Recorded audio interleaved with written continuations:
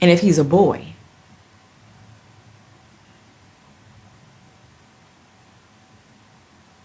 and he's in today's society, he can easily be gone. Now it's wiped out. That whole last name is wiped out completely. And I don't think people actually realize when there's only one boy. And if he goes, that lifeline is gone. It's gone.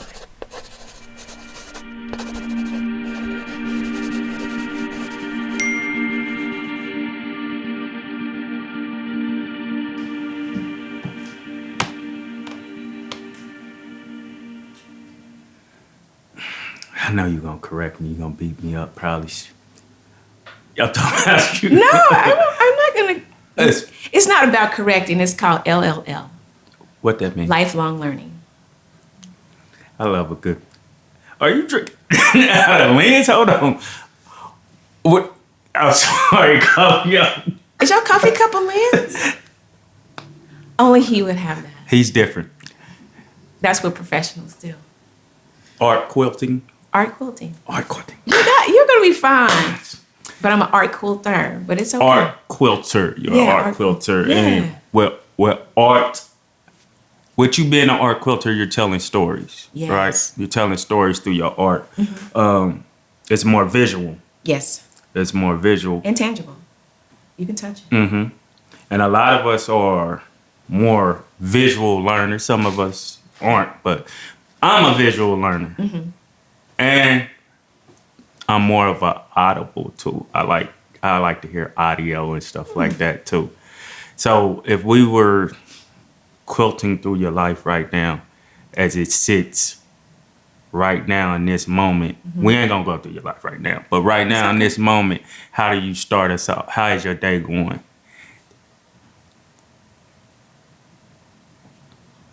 Excellent. And the reason why I say that because I had an opportunity to inhale and exhale the day that's created for me to explore. What color do you start with? Purple. Purple. Which is red and blue. It's red and blue. Purple, which is red and blue. Mm-hmm. Now, if we wanted to tell the history of your life, and we at the beginning, that means you starting this. The quilt? Yeah, you starting the quilt. Okay. How does it start off? It started February 13th, 1967, when I told my mother it was a girl. Mm-hmm. And I would have to say from that point on, it's always a journey because you don't really know your life and your story until probably you get 5, at least for me. You don't remember anything until 5. Like, I don't remember anything before 5. That's funny. And 5 to me it's like it's the magical uneven number, but it's a connecting number at the same time. Because now you have these odds and then you have an even. So you have to almost look like it's the good and it's the bad, right? And people say you have more good days than you have bad days. So it's 5, but my number's 13. It will always be 13 because that, again, is the day my mother literally released me into the universe. And it could have been a snap where she could have pulled back, or it could have been a snap and God was like, nah. So 13 is a magical number for me. I would have to say again, at 5, I remember a lot of things from when I was 5. They wasn't the greatest thing I remember at 5, and I actually put it in a book. So me and 9 other Afro-American women wrote a book during COVID, and it made the national bestsellers list, and it's titled The Life I Love. Correct. So my title in the book is Him Plus Her Equal Me. So him, my father, my mother equal me. Yeah. So you know how people do pronouns and stuff now? And they be like, okay, what's your pronouns? I'm like, me, myself, and I. I'm not playing the pronoun game. I don't care about that. That just let me be me. So I'll have to say again, going back to 5, because there's so much I remember at 5. And you have photos to help you remember for when you were 5. You know, nappy head, run over shoes, holes in them. My mother made all our clothes. So I don't remember shopping at all. I don't remember what size I wore. I'm reason why I know what size I wear now because I got to buy them now. But other than that, I would have to say just watching my mom go through what she went through as a single woman, raising 3 children by herself. It hit me hard when my father passed away when I was 13. Look at that. I was born on the 13th. It was my father when I'm 13. When I turned 31, it was on the 13th. You know, a lot of people say, I don't like 13. I'm like, because you don't understand the story behind 13. It is not a bad luck number. It's your wish, your number, your time, right? So I would have to say from 5 to 13, as a kid growing up, and I really don't mind sharing my story at all. Like I said, I put it in a book, and I remember being sexually abused by my aunt's boyfriend, and I'm like, and he kept saying, "Don't tell anybody." This is at 5. This is at 5, and he would say, "Don't tell," because they won't believe you. I'm like, so of course you're 5, so between 5 and 7, you know, don't tell anybody because they're not gonna believe you. Well, you're a kid. And what kicked that in is when Oprah actually told her story about being sexually abused. I'm thinking, so that's what that was? Like, that's what that was. So I really never told and really never released that until probably 2020. And I want to say I probably never fully understood and released that story until I found out I had cancer at 23. So I went in for a checkup, and they said, "Oh, maybe speak to Karen." I was like, "This is her." So, "Oh, just so you know, you have breast cancer." Wait, dude, I'm 23. What are you talking about, right? Mm-hmm. So before I could hang the phone up, they called right back and said, "Oh, sorry, wrong person. You don't have breast cancer. You have cervical cancer." I'm like, "Wait a minute, I haven't even had sex. What are you talking about?" So my mind automatically went back to that, right? So I don't actually remember what actually the sexual assault was, but I do know whatever it wasn't right. But that triggered that because my brain had totally erased it. Like when I say it erased, it was like erased, totally erased. And I'm thinking, oh. So of course, with my father dying, and I really wanted to tell him, right? And I couldn't tell him. The thing I remember me wanting to tell my father is when we were in the limo going to the gravesite, and I'm asking these questions like, where's my dad? Like, there's something I need to tell him. Like, where is my father? I need to tell him something. So I accused my mom of doing something to my dad. I went and talked to her. I was mean to her. Come to find out she didn't. My dad had a heart attack. Oh, you really thought she did something? I really did. Okay. I really did. I'm a kid. Yeah. You know? And they wasn't together.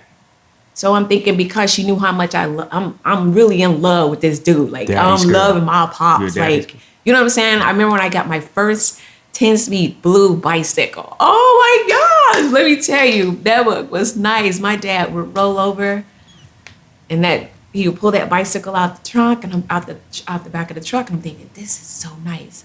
4th of July, we always got a bag of bomb, pop, boom, right? Fireworks. Because I just call them bomb, pop, boom. Oh, them is the snacks. No, I'm just about fireworks, period. Oh, okay. I would just call them, it was okay. like a whole pack. And so always, 4th of July, always birthday, like Pops always showed up, right?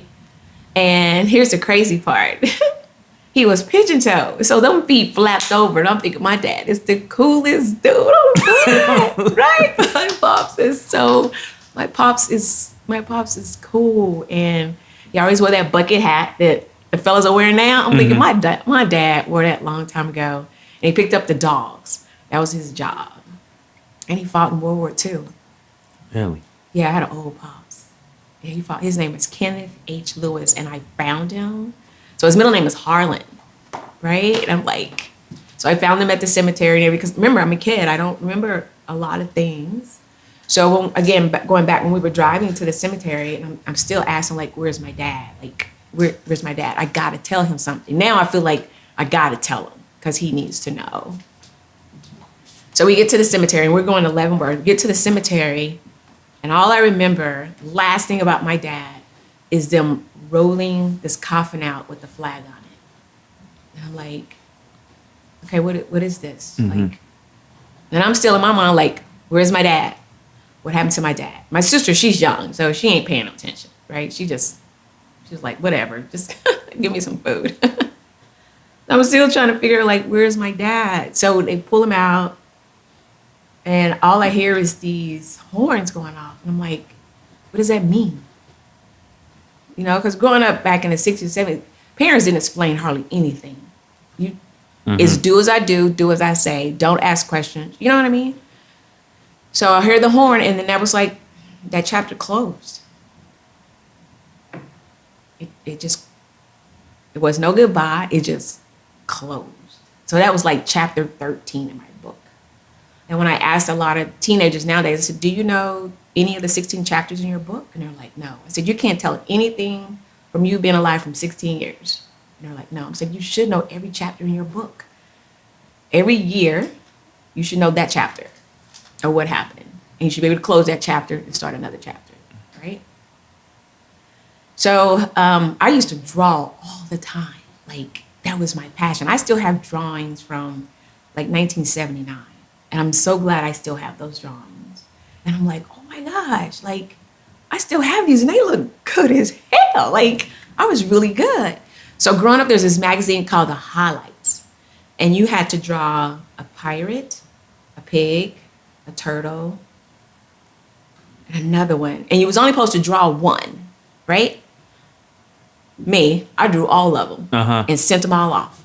I didn't tell my mom. I know she knew, but I don't care. Sent them off. Next thing you know, a guy comes. He's knocking on my door and says, hey, we're here to talk to Karen about her drawing. We think she's really, really good. My mother was like, I'm like, but Mom, he thinks I'm good. He thinks I can probably work at Hallmark. She was like, so remember, my mom was a seamstress. So she worked in a garment district. She wanted one of us to be a seamstress like her. That was the way she felt like, you're going to survive being a seamstress. But I'm like, I really think I can do the art. And she was like, so she never pursued my career as being an artist. Didn't want to have anything to do with it. I'm like, so I'm like, okay, cool. So I closed that chapter. Now I'm in college. Or later, I decided to go to college, and I got that. So when I got to Lincoln Middle School, Miss Gwendolyn Cook, oh my God, she was like my heart. She was my art teacher. And she was the only one who understood me. So I'm in my class, and she's teaching me all these different elements of arts and hues and colors. And I'm thinking, this is good. Okay, maybe my mom will see something now. Maybe she'll see this is where I need to be. So I was selected out of maybe 10 other kids to actually go to Hallmark and just draw every Wednesday. And my mother made sure that I was there on Wednesday and was drawing. I mean, when I'm telling you every Wednesday, I'm like, we got to go. I got to go. We got to go. Sound like progression. It did become progression, but then again, it tanked again because my mother wanted me to be a seamstress. So by the time I got to high school, art class again, and I love being downstairs. There was something about being downstairs in the art room. I don't know if it was the isolation or it was just the quietness, you know what I mean? And I'm just in my space, in my zone. And this is where I learned how to make a spear. And I'm thinking, this is interesting. Like, what is this? Like, I got to do this and this and this. And I'll explain how it's connecting to now, right? And we're talking about actual spear. An actual spear. Oh. Yeah. Okay. Making out of paper, making a spear, right? Okay. You know, like Mars, the moon. Gotcha. You know what I mean? Mm-hmm. And I'm thinking, this is like, what is this? Now, take note, this is totally different from going flat surface to going 3D. Like, you can walk all the way around and see the piece. Even though I don't still quite know what I'm doing. Okay. So by that time, I'm getting into track and field. I'm a cheerleader, of course. Yay. So I became a cheerleader. My mom had made all of our uniforms. Like, we was the coolest cheerleading squad at Lincoln. Like, our stuff was on points. So my mother made 10. I think it was like 10 of us. She made all our uniforms. Did you get to have some say into any of I was cool with it. The only thing about it, I didn't want them to have them because I was teased as a kid at Addicts Elementary School because my mother made all our outfits. So I got teased a lot. I got my hair pulled a lot on the playground. So I really at first didn't want them. And I was like, okay, I'm cool. But I would not let her make anybody else's prom dresses. I was like, no, because I got teased. And I probably shouldn't have did that. But eventually, you know, she made a couple, but I didn't want to share that part of my mom with them, but I did eventually. And so, as long as she got some lunch money, I didn't Right. care. But as a kid, like I said, you got teased on the playground, and that hurts. I didn't get too much teased in high school about her making my outfits. It was totally different. But so going back to Lincoln High School, track and field, very good in track and field. And I was like, Mom, I could probably go to college, get a scholarship. She said, I don't have money to send you to college. I'm like, but Mom, I think I'm really, really good. And she was like, I just can't. I don't. And I'm thinking, okay. So that chapter got closed, and I wound up going into the workforce, and I worked at Kingswood Manor. So I worked there for 4 years. And I was like, okay, then I'm going to enlist and go into the Army. My dad was in the Army. I'm going into the Army. I didn't even pass the test. I was so mad. I'm like, I can't even get into the Army. Like, it can't be that hard, Wow. right? So I didn't get into the Army. And then I said, okay, well, my cousin said, hey, Hallmark is hiring. How about you apply? I'm like, what? I'm like, okay, cool. I'm sure I can do Hallmark. Needless to say, right? I drive to Liberty. I'm dressed up. I'm suited and booted. Got my portfolio. It was not for an artist position. It was for an order selector. And it was like, they didn't tell you what the position was for? And I was like, nope, but I can go home. I'll come right back. They said, nope, just come back tomorrow. I think they were impressed the way I came in just dressed, ready to work. And they were like, okay, she was really ready. And I said, I can come back. And they said, nope, just come back tomorrow. So needless to say, I worked at Hallmark for 24 years. So I put myself through college through Hallmark, raised my daughters through Hallmark. Hallmark, good job. Hallmark, it was a good job. It was financially, at least. Yeah, it did. It served its purpose. I tried to keep elevating myself to the next level. And you have to realize my canvas is colored in brown. So I have to prove to myself that I'm just as good as the next person. They can look at your resume all day and be like, yeah, this is good. And I just experienced this twice, not too long ago. Looked at my resume and was like, oh my God, yeah. Then you see me. So then you pull down the white piece of paper, right? And you see this brown. And you're like, nah, not a good fit. And of course, me, I'm like, what do you mean not a good fit? Is that the new word? That was when you played the game perfection. It didn't fit. That's a puzzle piece, don't fit. And so now I'm noticing fit is the new word for human resources. When it used to be like, oh, we have selected a much preferred qualified candidate. Now it's fit. And I'm thinking, to me, that's an insult. My white piece of paper with the black lettering was sufficient enough for you to call me. Mm-hmm. Take that paper down, you look at me, and it's like, but it's always been a struggle for sisters anyway. We have to fight harder, which we shouldn't have to because we're the ones who carry America on our back. We're the one who birthed the men so they can help build America. So we're the ones who breastfed her baby, took care of her baby, got whipped at the tree so we can strengthen the next generation. And I'm like, and that, the reason I'm saying that because when I went back and looked at 12 Years of Slavery, and I'm thinking, I don't think we're looking at that movie like we really need to look at it. It's always been the sister. Because he was in love with her. He wasn't in love with the woman that he married. That was a business deal. Think about it. That was an arrangement. She owned more slaves than he did. Right? She knew he was going down there.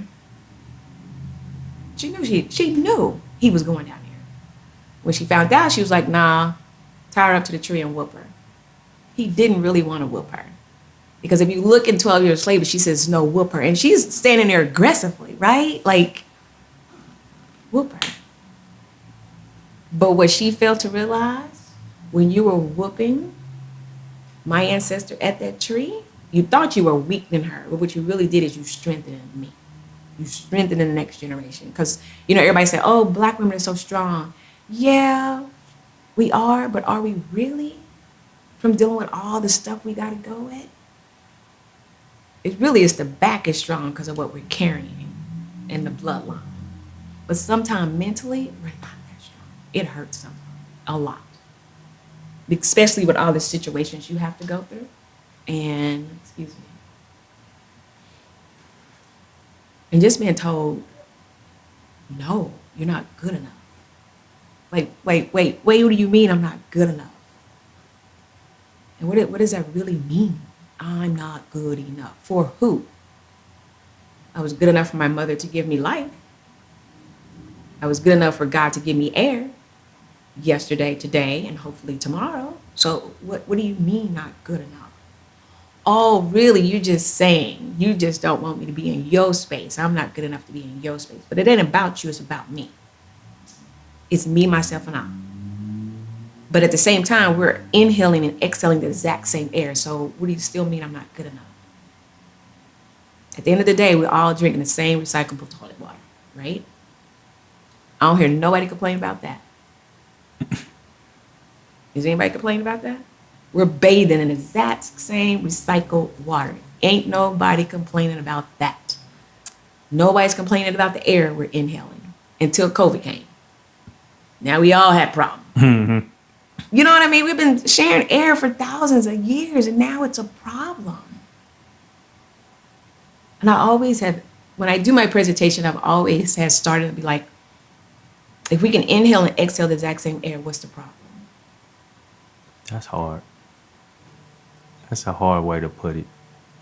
Especially the water, the toilet water, the recycle. Come on. Nobody is complaining about the toilet water. I want to ask you something while you here real quick. Yeah. As far as, because I'll be having this conversation, but I think it's better for you to answer it. I think it's, when I look at the phrase strong black woman, I look at it like, because I used to wonder why women would get so offended by that, like black women, because we're saying you're strong. Like we're saying, I feel like after further like looking into it is, you think you say I'm strong, so I have to take it. So you look for me to take it. So does it hurt even more when one of us brothers come in with the weight of the world on our shoulder after you didn't went through all you didn't went through, and you were just here trying to protect us, and we throw it on you when you just trying to protect us, right? So does it hurt even more coming from us? It does hurt because so let's go back, right? And again, I love those documentaries. People say, I don't like them. I say, but you got to look at them so you'll know how to keep your head up when you walk in a room, how to pull your shoulders back, and how to glide across the floor without your feet touching it. You understand what I'm saying? And you need to act like you own all four walls, the ceiling, and the floor. Point blank. Just act like it. Even though you got $2 in your pocket, they don't have to know that. They think you got $2,000, but you know you've only got $2 to work with. Right? Exactly. So if you think about it, when the brothers come back and they don't even want to help to support you, but you also have to go back and look. When they took him away from his homeland, he don't know how to be a father. He don't know how to be a husband. He don't even know how to be a brother because you took him away from his main source. Yeah. Right? So then you bring him as, okay, now you have to look at why there's so many women to one man. You took him away in the beginning. You already handed that to him. He was here with this family. You took him. They breed children. Then you took him. Then you sold him over here. Well, he can't find her no more. She gone. Then you took him and you put him over here. So it ain't like it just happened. One man got all these kids by all these women. It ain't like this just happened. It's been going on when you took him. So you have to look when he can't say nothing because you're being hurt. He could die. Right? So if he dies, then guess what? Then that cuts off the lifeline. When he was hanging from the tree, you cut off the lifeline. I can't do nothing by myself. I got to have him to produce, to generate. Remember, if I don't eat today, I'll die tomorrow. Same thing with families. Same thing with a brother and a sister. If we don't produce at least 4 or 5 children, it's gone. But you look at nowadays, back in the day, there was like 13 children to a family. You good to get 1. And if he's a boy,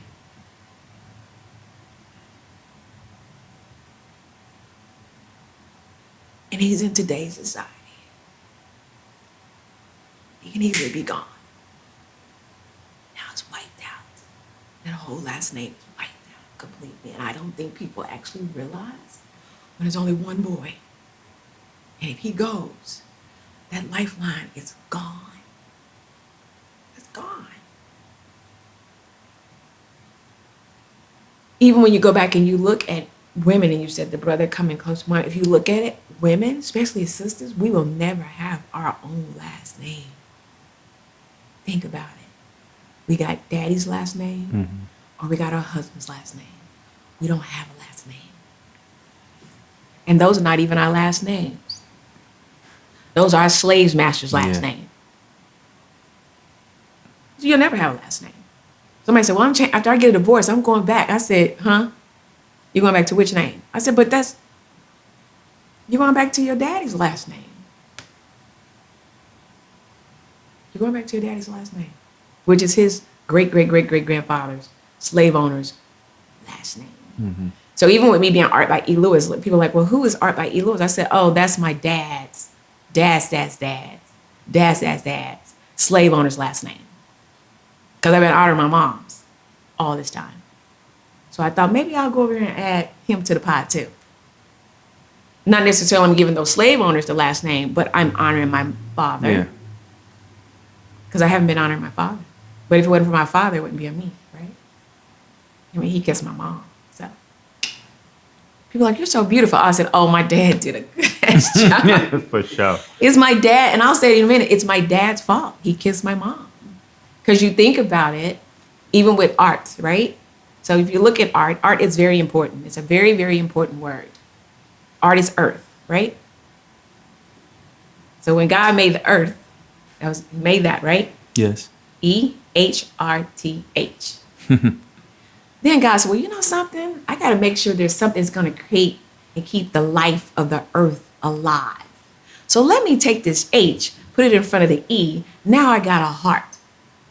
Oh, those are two words man cannot stop at all. Is your heart, the earth in your heart. People's like, I'm like, duh, where you been? So when people say they don't like art, I'm like, then you don't like the earth. I don't like art, then you don't like your heart. Because you can't spell them without it. He just moved the H in front of the E. That's all he did. It is not that hard. Because when a woman finds out she's pregnant, what is the first thing the doctor says? It's a heartbeat. So your music is your heartbeat every second of the day. It's real simple. It's like the dash in your life. Do you realize the dash in your life is you creating your dash for people to talk about after you die? Mm-hmm. This is you walking through life, right? So this is you living your life. It's when you die, your feet go up, you're laying down. That's the dash. And everybody's going to talk about this. Nobody's going to talk about your death unless that person's with you. The only person going to talk about you alive, the birth, is your mom, right? But everybody you met from your birth to your death, that's the dash. That's all they're going to talk about. I remember when. That's what they're going to talk about. So I always tell people, live your life to your best ability. What are people going to say? Yeah. What are people going to say? It's because of your dash. You want that dash to go past that number, though, that ending number. Right. Though. And that's why I said that is continuing life. Yeah. It's going to go on. I mean, you live more because people are going to talk about you. And they're going to be like, oh, I remember. Right. Yeah. It's the dash in your life. Going back to your father. Yeah. The horns and leaving that. Like, I remember leaving my grandmother that raised me. Mm-hmm. I was raised by 3 grandmothers, and my mother and father was still in my life too. But I lived with my grandmother, you know. And when my favorite grandmother passed away, yeah, I remember that was my first time dealing with death. So riding away from the home going, yeah, and I just stared at the graveyard the whole time, like, because I wasn't never going to. How was that for you, being you're a daddy's girl, and that ride? You didn't understand what the horns was. You didn't understand none of that. Did you even understand that was the last time you was going to see them? I didn't realize what the horns were until I was at my church. And it was 4th of July celebration. And it was like, everyone who lost someone in the military, please stand. And I'm thinking, oh, let me stand up for my dad, right? Mm-hmm. And they played that horn, taps, and I said, that's what that means? Like, that it's farewell, that's what that means? And I'm thinking, oh man, I never knew what it meant. Never knew what it meant. Until, I would have to say, 13, I would have to say that didn't kick in until at least I was 28. Didn't know what it was. Yeah. Now, when my grandmother, like you said, just when everybody left, I stayed right there. I was like, nah, we just gonna hang out, Granny, me and you. Just. So even like now, I'll go and lay between her and my pops, my grandfather, right? And I'll just lay there between the both of them, take a photo, be like, y'all smile. And then I'll send it to my other family members. They're like, oh, I wish I was there. I was like, nope, this is me and me and Grandma and Papa's time together. Mm-hmm. But I will literally just lay there between them and just take a photo. And then I'll send it to the family and I'll say, the reason why who we are is because of them too. And then everybody be like, ting, ting, ting, ting, ting. I'm like, I know. I'm like, I know, don't worry about it. But yeah, I would have to say it didn't, like I said, with my dad, I didn't quite understand that because I had not had any kind of death. But then, and then my grandfather, because my grandfather passed away from my grandmother. But I'm still a little confused at my grandfather because I didn't know he had a brother, right? So I'm looking at this dude, I'm thinking, Grandpapa, why aren't you talking to me? And it was his brother, his younger brother. He's looking at me like he didn't know me. And that really hurt my feelings. I will never forget that day because it was out by the cherry tree. My grandfather always told us to stay out that cherry tree. Well, as kids, I'm like, nope, this is the joint. This is, the cherry tree. You don't have cherry trees anymore, right? You don't even have peach trees in the city anymore. So I'm looking at my uncle, he's my great because he's my grandfather's brother. And I'm looking at him and he's looking dead at me. He didn't say one word to me. Like, I don't know you. And I'm thinking, Papa, you don't know, it's me. Like, I always come over and hang out. And he was like, he never said a word. And I'm thinking, and like, again, because you until death is explained to you as a child, you don't know what that is. Mm-hmm. And then when you get older, you're like, oh, like, they gone. Like, no more inhale, exhale. They gone. No more. So, after my grandfather, I'm like, still don't understand. Then with my grandmother, I'm like, nah, because, I used to have to hook up her bosom, her bra, pull her hairs out her chin. There's certain things I remember doing. Like, she had to have black walnut ice cream, dude. I'm like, that's for old people. Said black what? Black walnut ice cream. Wow, my grandma's was butter pecan. Oh, and I still love butter pecan. It's like... It's like I'm like, and it had to be a half a gallon. That was her ice cream. And now I just eat walnuts. I just not realizing walnuts are shaping the brain. So that's what walnuts are good for. Mm-hmm. I'm thinking, let me get about 2 bags full of walnuts. Right. Keep my brain, I eat about 4 cans of kidney beans and I'm good for about a month. Mentally and physically. Mm-hmm. As far as your because it's funny you had got into that because when you said your mother made your clothes, that's one of the things I was going to ask you because I know that transition from being at home to going into an actual school building with other kids is harsh. Yeah.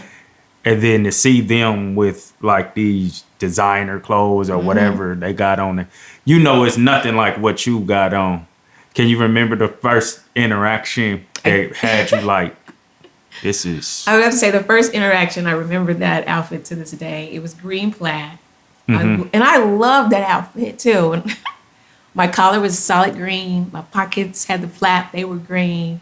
And it was matching, beautiful green color. And of course, I've always had long pigtails, So they would pull my hair because of my hair was long. I can't help it if them girls was bald and wild. It ain't my fault. I mean, it ain't my fault.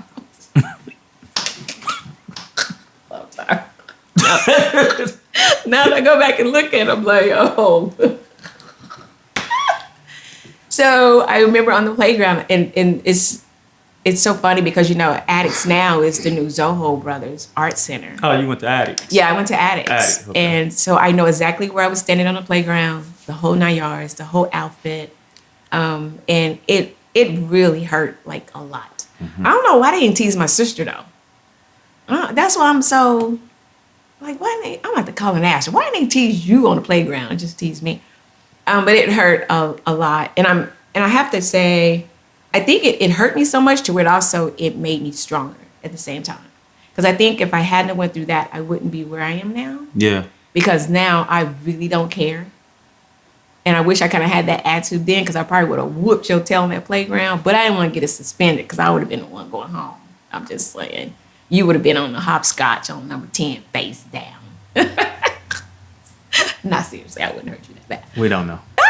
But, I think it was that, and you have to go back to your childhood. I think it's okay for those things not to be bullied. There's a difference between bullying and teasing. You know what I mean? These kids nowadays, I don't know what it is, because the parents are coming in and fighting and doing all this stuff. Yeah. And thinking, but we got to teach our kids to be more mindful that don't take it personal because it'll hurt you, but try to flip it and make it something positive, which I know is hard to do, but try to make it something positive. I think what makes it even hard, because everybody breaks out their digital pacifier. That's the problem. So my thing is, if you're going to break out your digital pacifier and start videoing me while I'm being teased and bullied, then you're just held just as accountable. And you talking, you narrating the whole story. Yeah. How about you put down your phone and help me and say, that's not called for. Why are we doing this? So going back, I think because I was teased, I think it made me a better person than I am now.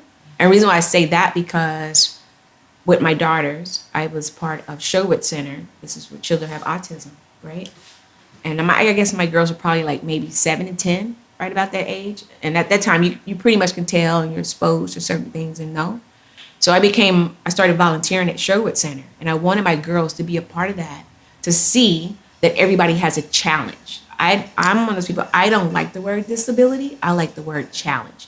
And it's not the challenge for the person who has it, it's a challenge for the person who does not, because you're trying to figure out, it's a challenge for you. They fine in their world. They understand what their world is. Right, and here's the crazy part. They don't even know it's okay. You'd want you acting weird to them. Right, what's wrong with you? So I know one lady, her son, that makes sense. She asked me, she said, what people ask me? They ask me, does my son know he has autism? And I said, well, when did they realize they had 2 eyes? Think about it. You didn't realize you had 2 eyes until you first saw yourself in the mirror. Right? Mm-hmm. Other than that, you didn't. At 5 years old, you don't know you got 2 eyes. 3 years old, you don't know you got 2 eyes. Yeah. You don't, that's what I'm saying. So right at about 5 and 7, you're like, hey, I got 2 eyes. I got 2 hands. I can. So I became a board member at Sherwood Center because I wanted my girls to see children who have this challenge for you to understand. Mm-hmm. And when they got it and they understood it, then my girls, they became advocates. They wouldn't let nobody tease, touch, bully, nobody. Yeah. Now, when my oldest girl was in school and she was getting teased, I had a conversation with the teacher. I had a conversation with the principal. I said, if I come back up here one more time, I'm telling you right now, in front of my daughter, she has my permission to beat up everybody with her book bag if they keep teasing her. They was like, well, I said, we done had this conversation. We done had this conversation. You're not doing anything about it. See, my oldest is on the thick side. I always call her vanilla pudding. Now my granddaughter's vanilla pudding too, but I love it. And I was like, they keep teasing her. Don't call me. She got my permission. I'm telling you all in front of her, use your book bag. Knock some knowledge into them. Just say I was knocking knowledge into them. You ain't got to hurt them. But if you keep teasing her, we'll see. So I'm going to, like I said, teasing and bullying, I think they're two different things. Bullying, it can really affect a child a lot. You could tease me. I like to tease play. Yeah. You know what I mean? There's a difference between tease play. When you bully, you keep poking at me and you keep doing it, then now that's when it becomes a problem. Now it's personal. And it's forceful too. It is, because it hurts, because you don't know what's going on. Yeah. Like I said, we all have a challenge. Some of it is just not as visible as others. We all have a challenge. We all have a challenge. A blind man has a challenge. just to put on his socks, just to put on his outfit. He has a daily challenge. He has an every second challenge. Like I said, some of us, it's there, but it's a norm. It's a norm. But when you see someone who acts a little different, you don't sit there and tease them. That's just not cool. You ain't cool. How about that? For sure. Yeah. And it's funny how that dynamic switched though, like, cause now what you do is way cooler than us buying the clothes and stuff like that. Like the person who was considered the nerd is the cool person now because they making all the money and stuff. Going back to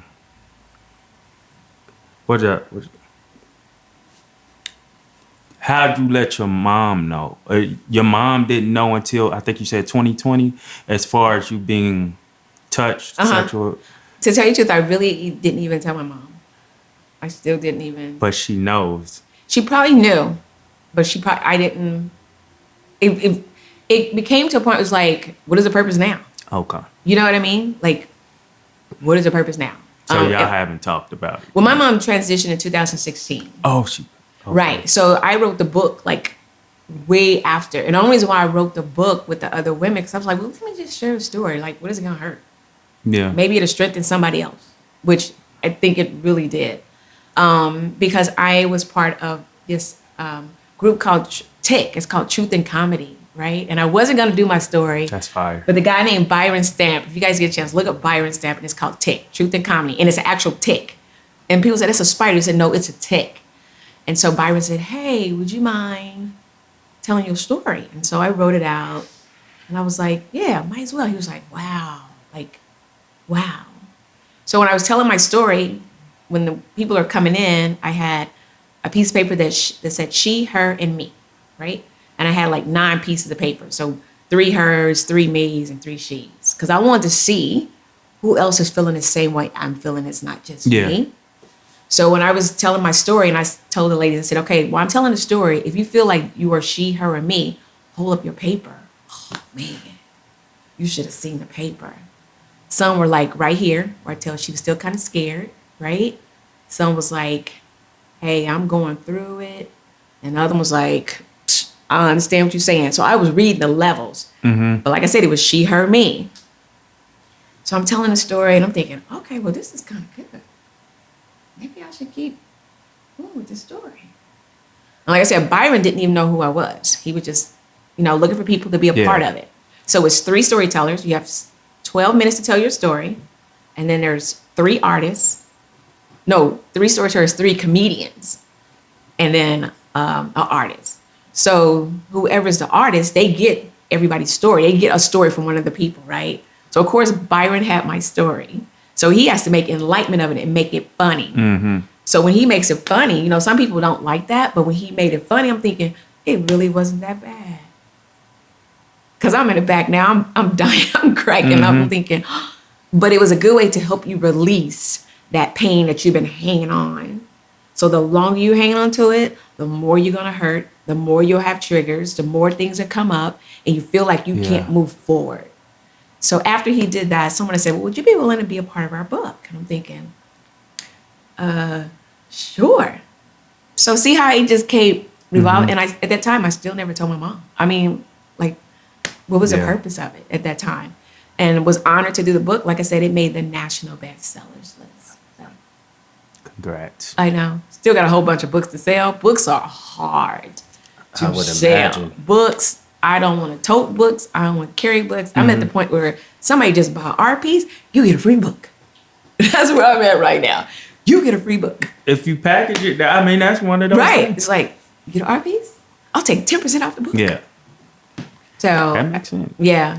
People package their albums. You should package Okay. it. Come on so now. it's like, yeah, I got to move some books. So the mayor's mom's in the book. So me to be in the book with Mayor Lucas, his mom is in the book. And I'm thinking, oh my God, I'm in the book with her. Oh yeah, this is grand. So because I'm friends with her, she's one of my biggest collectors. I was like, hey, I need you to sign 10 books. And I'm going to sign 10 books. She was like, I was like, but you're the mayor's mom. I mean, you're better than the mayor, but you're the mayor's mom. So that makes it good, right? And she's like, And I'm like, so yeah. It makes it good. Getting into your art form. Yeah. 1979. You said you remember pictures from 1979. Yeah, I still have some and stuff? drawings from 1979. Have you ever inserted those into your? I did one, and it was with the KC Black repertoire, and it's the drama. You know, the face, the happy Dr. Jekyll and Mr. Hyde. It's a face. The original's done in pen and ink, so it's on paper. And I said, well, what if I convert that over to fabric? And I'm like, oh, this is nice. So I gave that piece away last year to a lady who portrays Nancy Green. Needless to say, do you know who Nancy Green is? Nancy Green is Aunt Jemima. Really? Okay. She's Aunt Jemima. And when I heard her story, I'm thinking, wait a minute. We just known her as Aunt Jemima. I wasn't sure if she was a real person or not. She's a real person. She's changed over the years, but Yeah. she was the real one. Got it. Which was in Chicago. She pretty much was commissioned to sell pancakes, was Nancy Green. Nancy Green was sold and bought. Her kids was taken away from her. She never met her kids. And when she finally got a hold to where her son was to go meet him, she got hit by a bus. She was like literally a step away. And I'm sitting there like, wait a minute, like, wait. So now I incorporate Nancy Green into my stories when I portray Ida B. Wells Burnett. So I'm thinking, wait a minute, like, hold up. But nope. I'm like, but y'all got rid of Aunt Jemima, Uncle Ben. Y'all done made that for us so we can buy it. Now you done took away, so we ain't got no brown sugar, no brown flour, no brown syrup, no brown rice. Is Ben real too? Uncle Ben real too? I don't know how true Uncle Ben is because I haven't heard the story, but I'm sure it probably is. I mean, think about it. He was a house nigga. So yeah, I'm sure it was Uncle Ben. I mean, what was that movie with Jamie? What was the movie? The Django. That was Uncle Ben. Come on. You talking about Samuel Jackson? Yes, he was Uncle Ben. Uncle Ben told every damn thing. That dude is so talented. That was so good. You know that, yeah. You know that ain't your daddy, right? He got on my nerves. He really did, but he got on my nerves too. But he was needed, like that for the movie. He was needed. He was needed, and I was like, yeah, that's Uncle Ben. Because they never show the house Negro, right? Yeah. But in that movie, you always see the sister that's taking care of everything. They never showed that. And then what about in Candyland? Wasn't Candyland? Was there a house Negro in Candyland? I can't remember. Candyland. That was with. I remember Candyman. Not Candyman. I'm sorry. What was it with Jamie was going to get his wife because she was in a well? What was that movie? Remember Jamie was on a horse. Quentin. Was that the same movie? Wait, that's the same movie. Is it the same movie? Okay. No. Yeah, that's the same movie. See, now I'm about to go do my research. No, that's the same movie because that's the only movie I can remember where he was. Yes, it is. Yeah, that's because they was like, I ain't got no Negro riding on a suit and a horse. Yeah. I mean, it's the same movie. It just seems like it's different. I don't know why. You remind me of now that you say that. What's my girl name? She play. I don't know if you ever seen Power. Oh my God, what other movie? I'll figure it. I'll show you afterwards. You remind me of her so much. Oh, I love her. Before I go there, do you ever incorporate like our black movie stars or hip hop stuff? Can you incorporate that? I don't.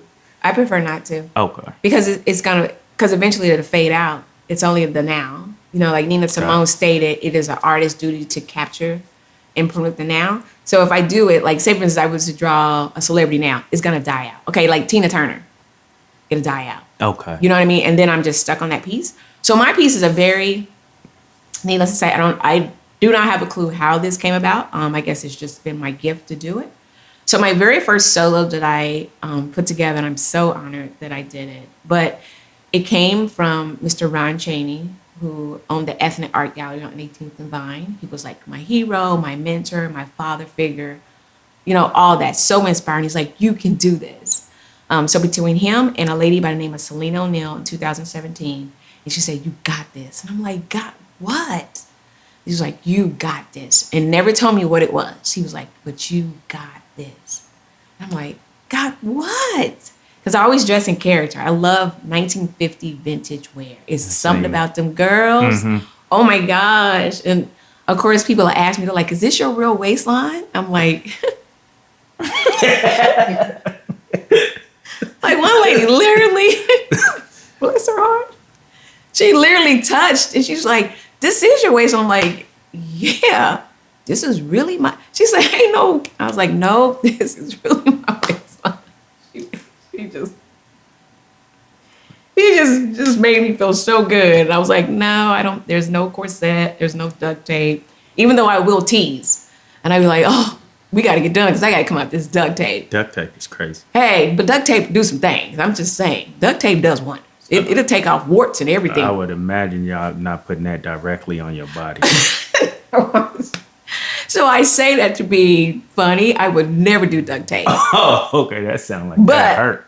Duct tape is good. Just for good duct tape is good for warts. You slice some garlic, put some duct tape on it, and it just draws the sap out of there.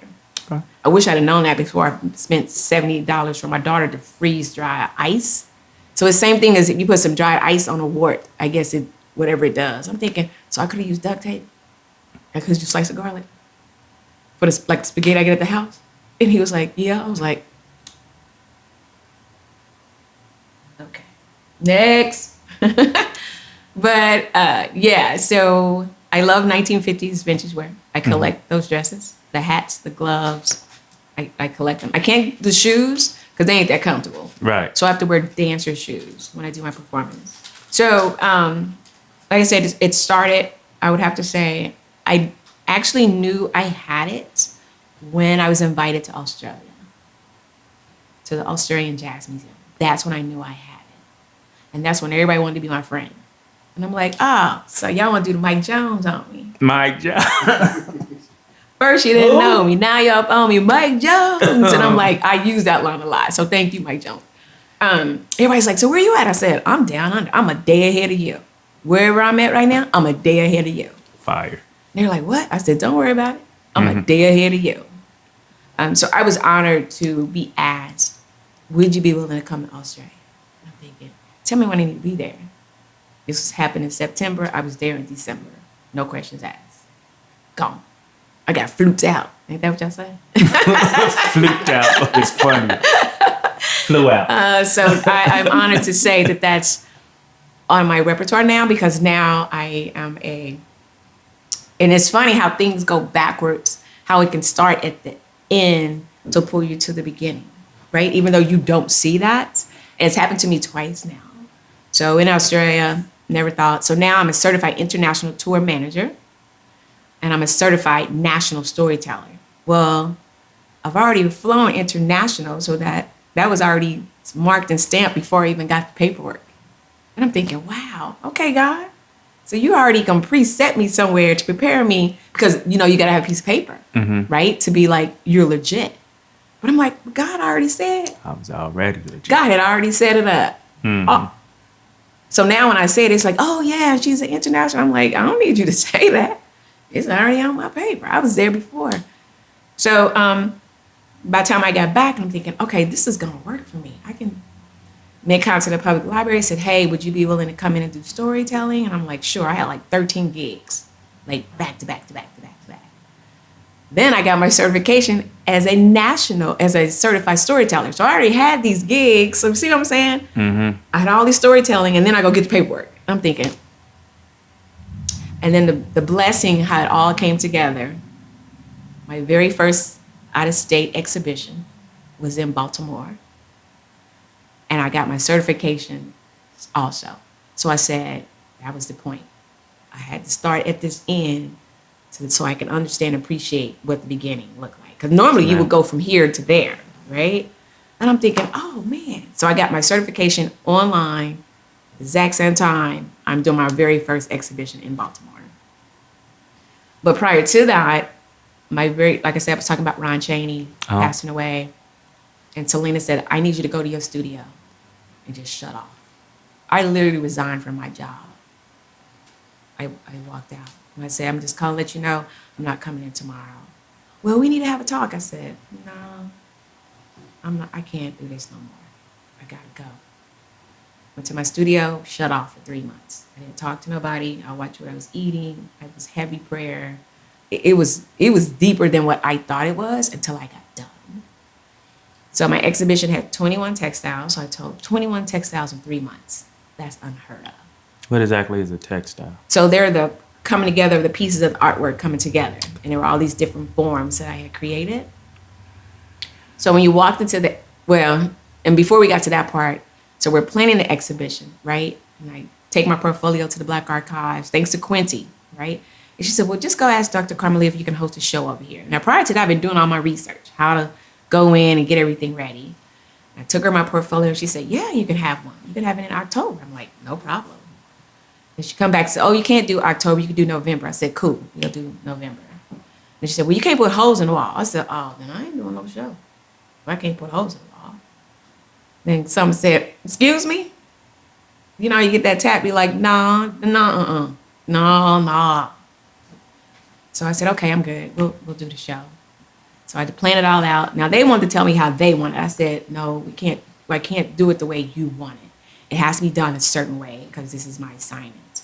So opening the exhibition, I had a clothesline, right? And I had a shirt. You said clothesline? Clothesline. Okay. My whole exhibition was on lines.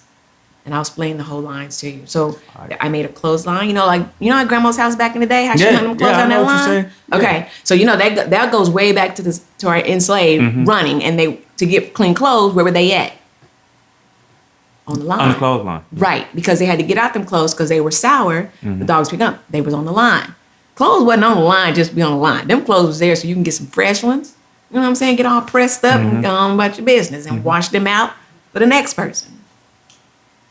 So I re-envisioned and brought all that back. So when you walked into the exhibition, you saw a pair of pants, a shirt, brown socks, and a green dress. They were coordinated. I made sure they were coordinated, right? They would go be like purple, green, and blue.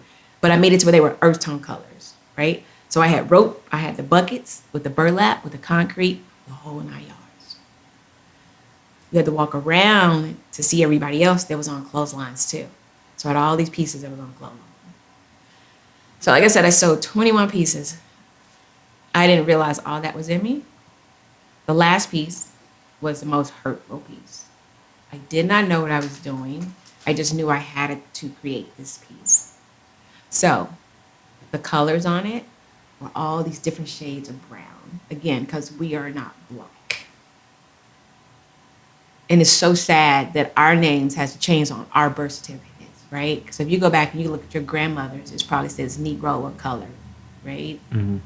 And then when it got maybe to your mom, it probably said, because I have to go back and I have to go back and look. Either it said Negro colored, and then it probably said black, and now like with my kids, it's African American. I'm thinking, why our name keep changing? Why is it gonna keep changing? Just make it real simple. Yeah. American. If I'm born an American, I'm American, right? Mm. Until you go find out, you do your ancestry.com or whatever, and then you find out who you really are. Because now I found out I'm 41% Nigerian. So when I go home, I want my name. I want my African name, not the American name that y'all have given me.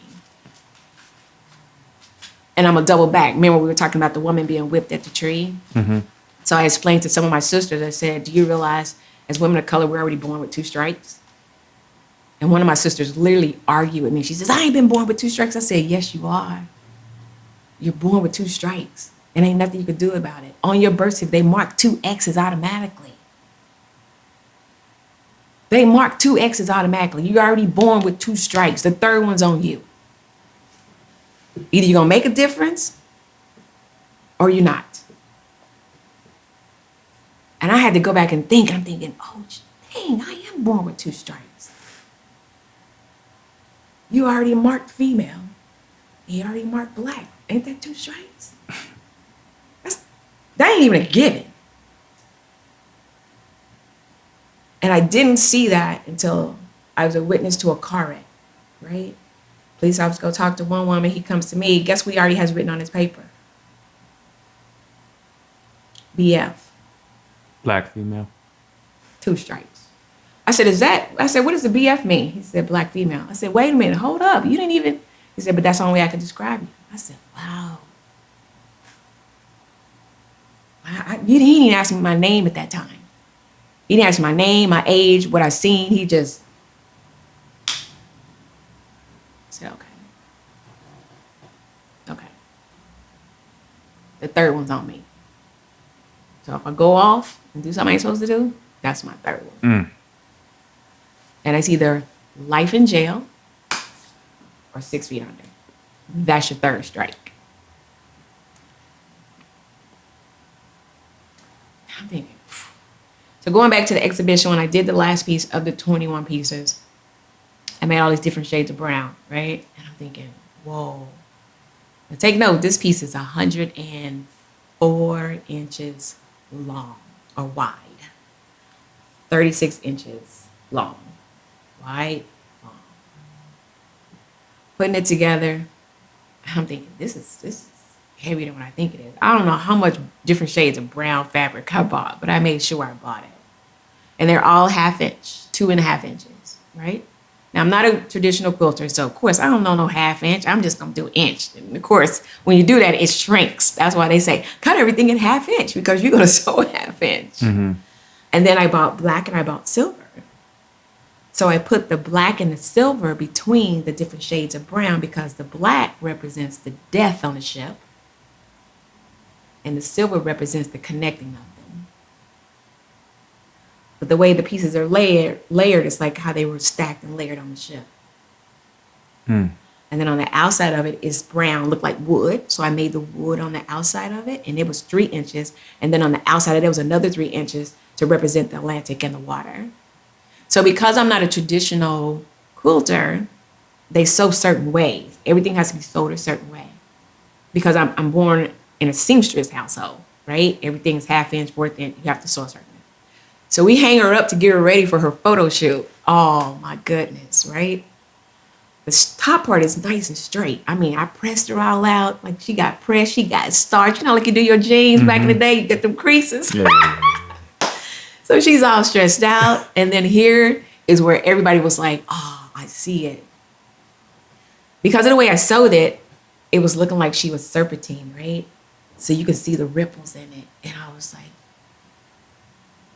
but when I sewed, before we did the photo shoot, when I sewed that last seam, I literally dropped to my knees and just cried because I had completed the assignment in a timely manner. And because I was told my work is not good enough, it don't work, it don't fit. And I'm thinking, for who? So I don't think you understand, this is my story, telling it through fabric. Because you think about it, our ancestors had to have scraps just to have clothes. And they were shredded and they were worn out because they worked. They had to bathe in that. They had to eat in that. They had to sleep in that. So that piece, I had it on the market and I took it off. I'm like, no. She doesn't have a backing on it. So most quilters, they put a backing on it. And somebody said, why do you have a backing on it? I said, because I want you to see the whippings. I want you to see the scars. I want you to see the whippings. I didn't cut any of the thread. I left all the thread because I want you to see the whipping. And they're like, and then you can see people come around and look at it. And I was like, so that was at the Black Archives. And then it went over to the bunker. So that was a whole nother look and a layout, right? So we put her in a room and we put spotlights behind her and we turned the lights out. So she had these spotlights behind her. And then we found YouTube that had like a crickety ship in the water and played that on there. And people were like, They really put you there. Like you heard the ship literally creaking in the water, hitting it. And then people were like, that's chilling. Yeah. It's on YouTube. If you pull up on YouTube, if you pull it up, you can hear it. But it's like, oh. I know. I wish we could go 17 hours. But I guess you left us marked already. But you can leave us some words real quick. We got 1 minute left. Okay. You know what? I would love to leave a quote with you from a woman that I had the honor of inhaling and exhaling her air. And when I first met her, the crazy part about it, like, just like I'm looking at you, it's like she was looking dead at me. And she was like telling me her story because she was sexually abused as well. And I'm looking at her like, quote unquote, I am the hope and the dream of the slave. Dr. Maya Angelou.